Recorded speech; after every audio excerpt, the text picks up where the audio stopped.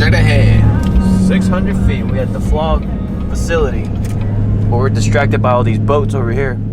Your destination is on the right. Oh, look at that. What? That's what I'm talking about. I love that. Yes. Oh, wow, that's my jam right there. Hey, load it up on the bed of the truck right now. I know, right? That is my jam. Y'all sell bumpers here? I think so. So just a couple, you know, some Hondas and stuff.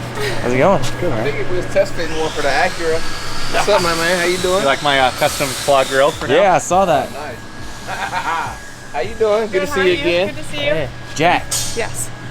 So how's the, what was it, 30 hours, 32 hours? Yeah. How was Something it? like that. It was long. Do you drive It was most of the 2 time? days. Do you guys Yeah, switch off? me and him kind of split it. Nice. What's your name? Devin. Josh. Nice to meet you, bud. Devin. Yes, ma'am. Jack. It was Nice to meet you. it wasn't too like terrible because we weren't towing anything compared to like when we drove the SEMA, but it was not like it wasn't easy either, you know. Right. We were just sitting there for 30 hours, 2 days straight. Just, Oh, we're used to it. We know how that. I've never had these. So it's a Utah. Mango Tango. Okay, I like So that. a couple things about it. He's very health conscious. So he sells creatine, pre-workout, a bunch of supplements. Ooh, you gonna get me hooked. They're kind of warm, but there's ice in the cooler. Yeah. Thingy. But what's cool is Yeah, they're Utah brand. Utah They're low brand. stim, so they're only 100 milligrams of caffeine. Nice. So they're a lot lower than your typical energy drink. I like that. 0 That's calories. like what, 150? Do you want to guess how much is in this pallet? How many? Do I win the whole pallet if I guess it right? You get one. I get one. So I got one already. I can get one. We'll charge you. That You could get a different flavor. I'm gonna say 250. 250 drinks? Nah, I think. Are you serious? No, of course not. It's like each row. Pretty close. 5, so 250 times 5. Hey, why you gotta take my number? I'm just doing. I'm Why helping you why out. you gotta take my number? I'm helping you out. Come up with 250 your own what's number. What's 250 times 5? Because I'll do public math. I don't know. 125? No, like 1,250. There's Yeah. 1,200, so that's a good. Oh, So you were 50 off. I was 50 off. Well, minus, I guess, Yeah, we've been getting about Minus. minus 30, 40 of them. 900 pounds Wow. of energy drinks. They got all different flavors Yeah? and everything. I think I'm gonna like the Mango Tango. I'm gonna put in some ice if you guys have it. Yeah, I got. You guys burning up yet? Yeah. It's getting a little warm now. It's been, so you know, it's been super cool the past week or so just because weather's been down, but It was cool last night. We Yeah, liked yeah. it. we're hoping to get a little coverage and stuff, but you come to your chaos. We'll be ordering bumpers from y'all pretty soon. Just take one home with you. I wish From here. Matt said You got still one real quick. I know, You know, RID or something. Yeah. But this is us shipping out stuff. Got you.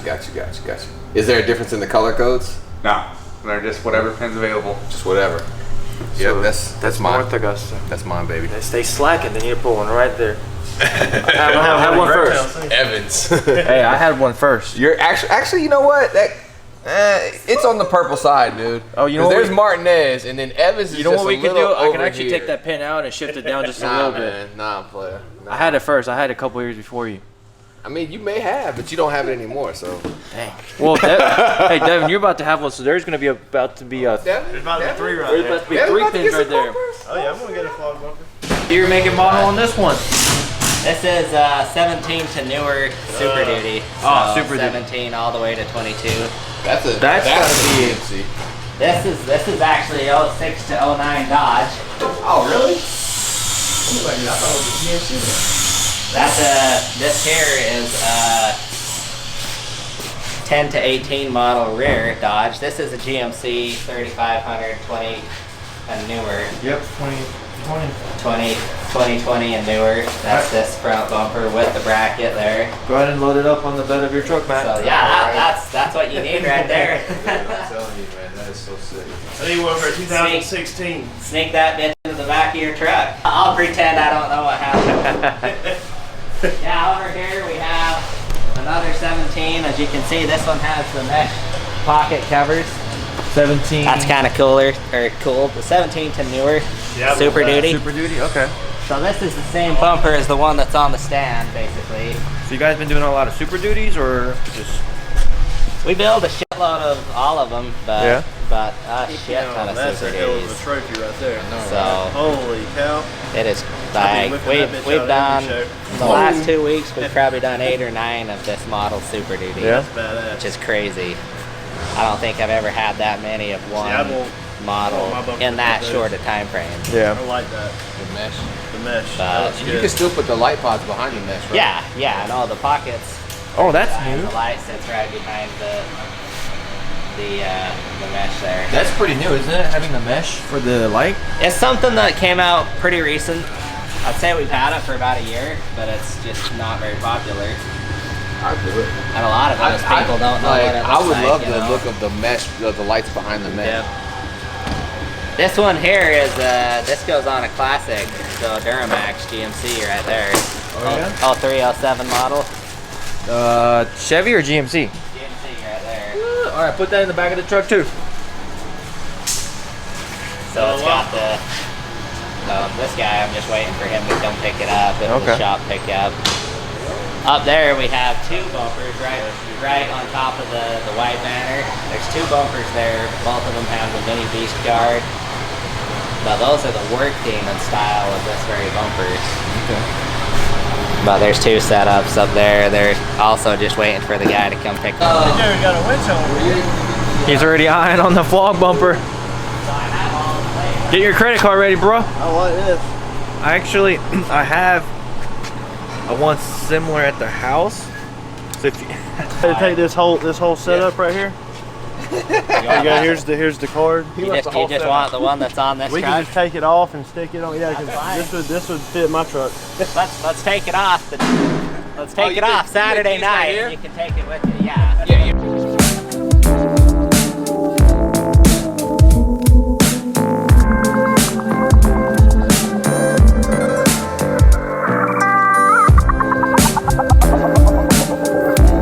A lot of our competition is the extra work that we save you from the paint guy having to do. but it's not I even could- that much extra either. I could drop the price $400 on this and not do the finish sanding that we do.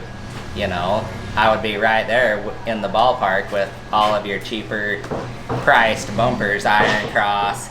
I had this guy in Oregon. He called me up just to be like, dude, your finish is unreal. He's like, I have put Bondo on every bumper I have ever painted. Except for yours. Except for yours. And he's like, I literally just primed it and like went over, like looked at it, didn't see anything I even wanted to sand. I just painted it and it's done. He's like, it's freaking phenomenal that somebody with a grinder in a fab shop can do an automotive finish, you know? Because you have fabricators and then you have automotive guys, and for us to combine that, it's been a shitload of work to find people that have enough pride in running a sander that they can get to this finish. The guy's name is Roy. He runs this area. This is his bay. He'll set up 2 bumpers here and just bounce. He has 2 so that he can just jump on the next one while the one's getting swapped off, and he'll pound out 5 of these in a day. And that's a load of work, but he's freaking good at what he does. He's fast, and he gets caught up. So he gets caught up on grinding, and he jumps over here into bending because he's the best press brake operator I have too. This press brake's about 1 month old. So I sold the old one I had and bought this one. The unit's a few years old. Most of the scratches that you see is actually getting delivered here because the tarp that was on it just beat the hell out of it. But this machine here is very new to us. It's a lot better than what we had. I sold the old one, bought this one. We set up this whole area for it, just for this. This used to be set up differently. It had a divider wall, and we had a welding bay here, but it didn't really, stuff didn't flow how it needed to flow, so we tore it out, put the press brake right here, set up these welding bays over here. The guy running the press brake, he stages all the parts onto this shelf. So as he's setting bumper kits right here, this guy is just taking those kits, putting them together, welding them up, and then they come over here. Say we're trying to do 10 bumpers this week. I'll have this guy just welding, and I'll have another fabricator right here assembling the bumpers for him, and they'll just work together. That way this guy, all he's doing, because he has these two machines, we MIG the inside, he TIGs the outside. So the outside of the bumper is 100% TIG weld. Okay.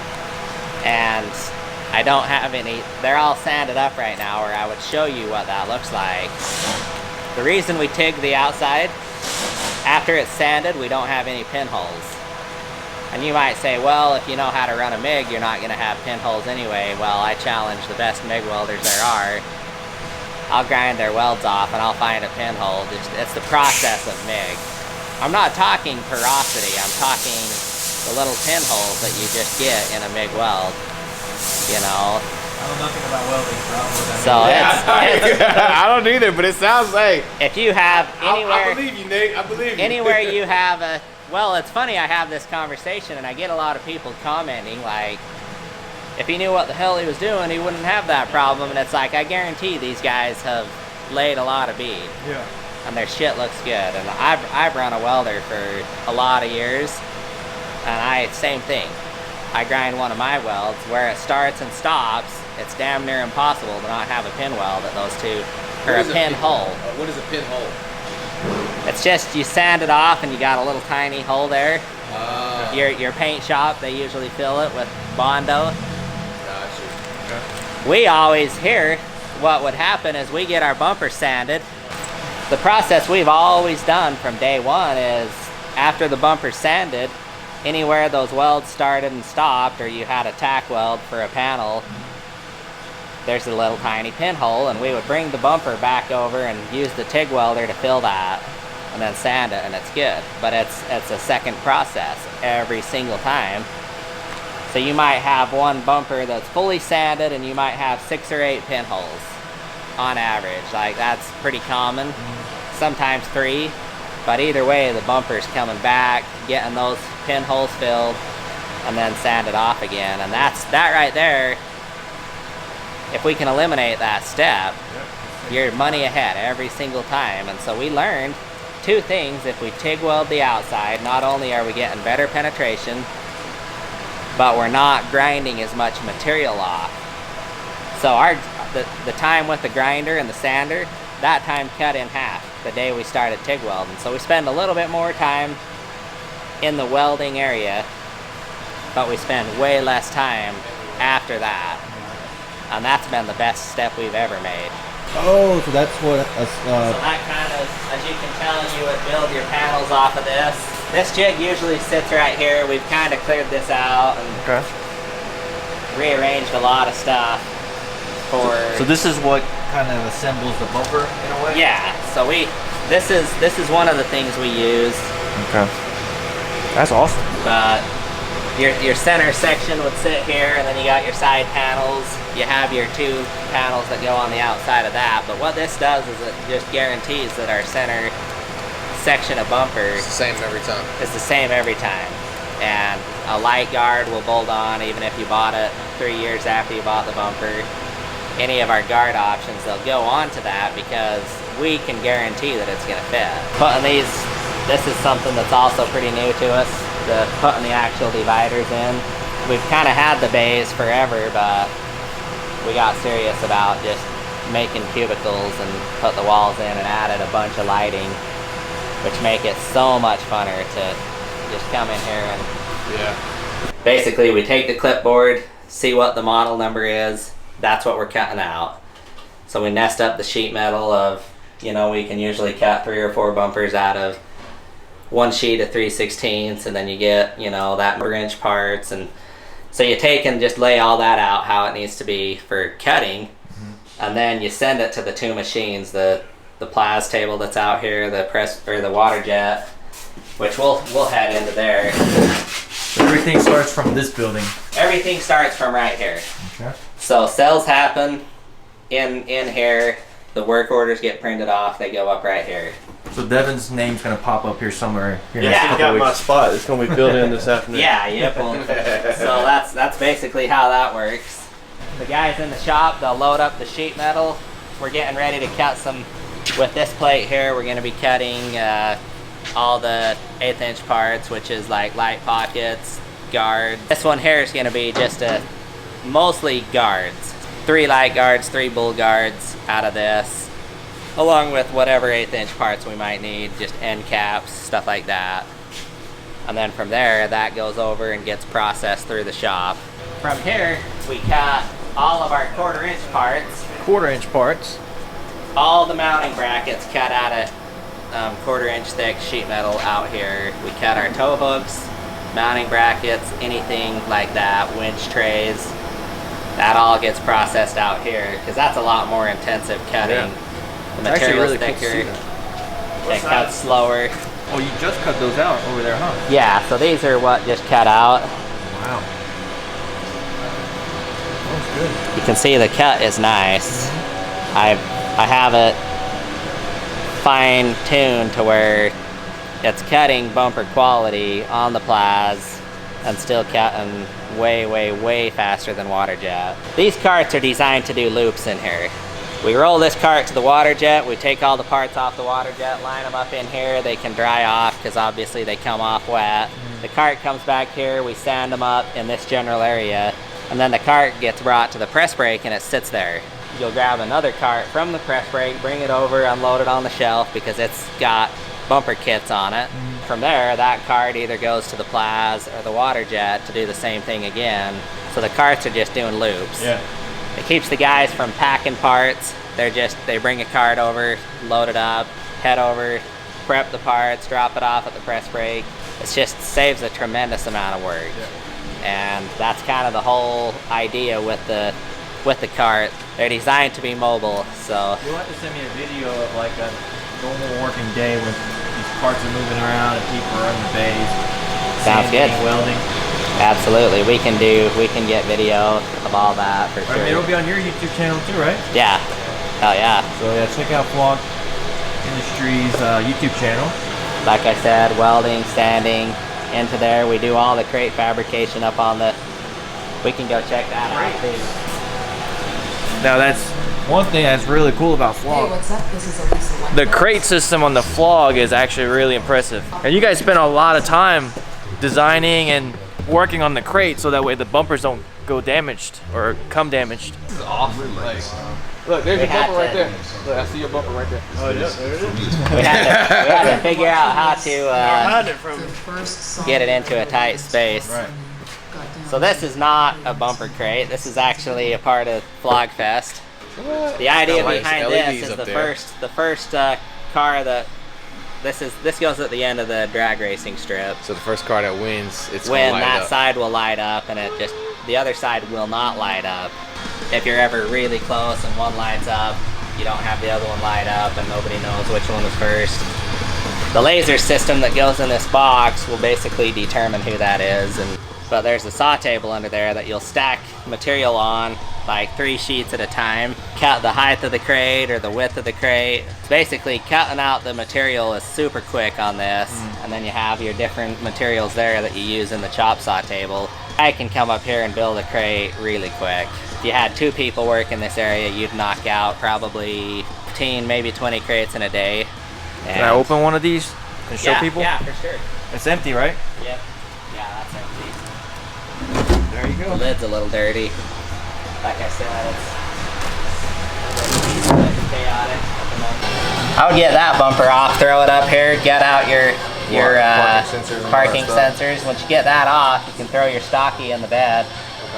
Throw the Flog bumper up here and just start converting it over. Heck yeah. So I got this. I got these kits here for all your electrical on that. I got some can of rubbing alcohol we can wipe down before you stick those, and they'll almost never come off with that. Well, I got a very, very serious question. And then No Milwaukee? I don't think we have any. Well, actually, there's some Milwaukee over there. We're mostly Makita around here. okay. So What's that? Hey, no it started Milwaukee out. around I'll tell you how it what? started. No It started Milwaukee out around with. Makita. I would have called Snap-on. It started out with these right here. You'll not find a better sander out there here. Then the Makita. than this right here. This is a polisher combo, basically. People use these to polish wheels. I think I've seen, yeah. This is what we use to sand the bumper. This gives you this finish right here. This very tool, this very pad. Okay. But Not sponsored by Makita, by the way. But that's, between that, and I'll show you one more thing since we're talking about it.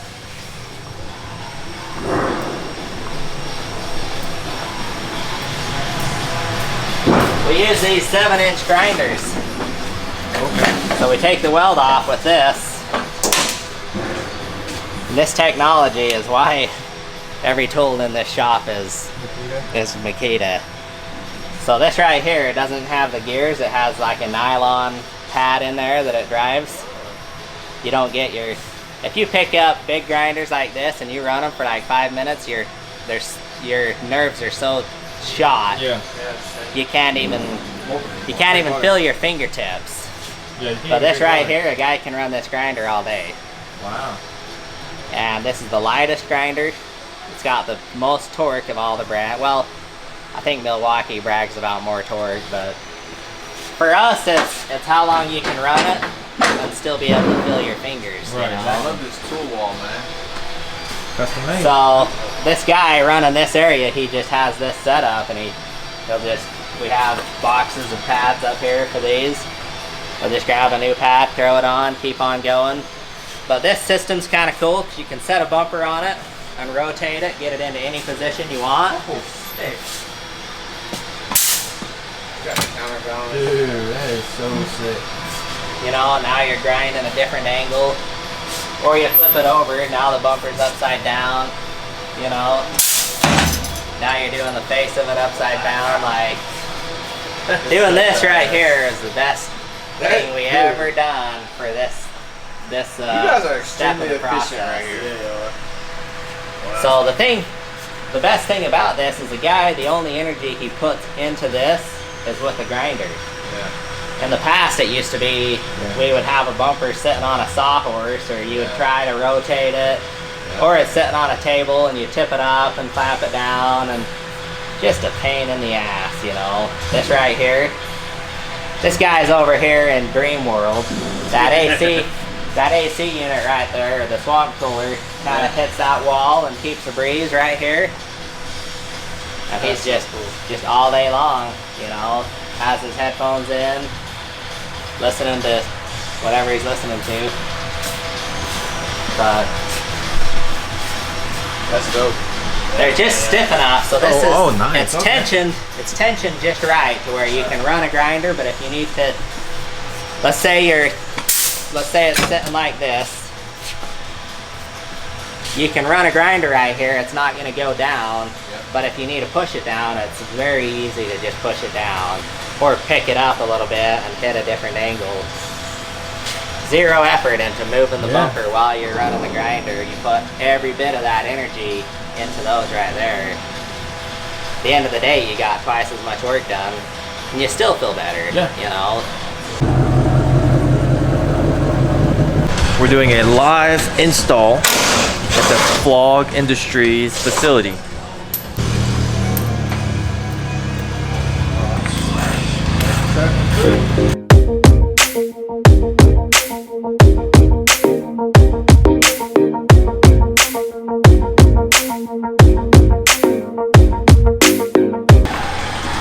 Now we gotta gut out the factory bumper and transfer it all to Flog Industries.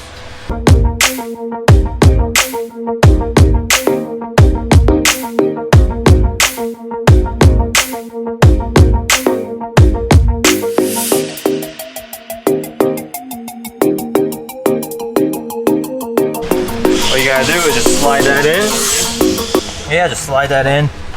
Make sure the holes line up right there. And that is it for the bumper bracket. Super easy.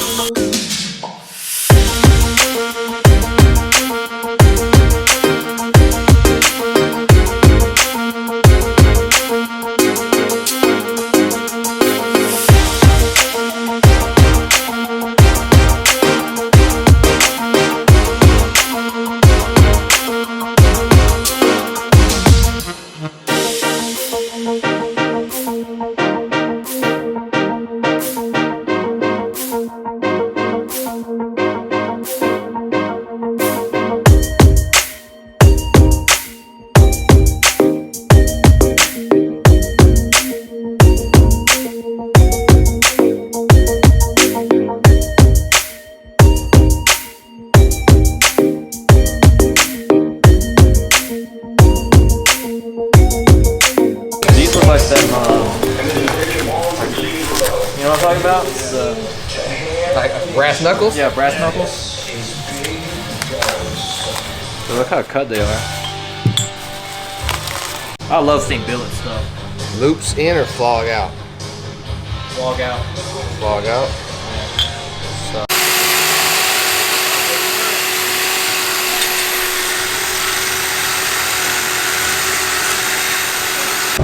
Alright guys, here is the finished product of the Flog Industries rear bumper. There's only one way to test it out.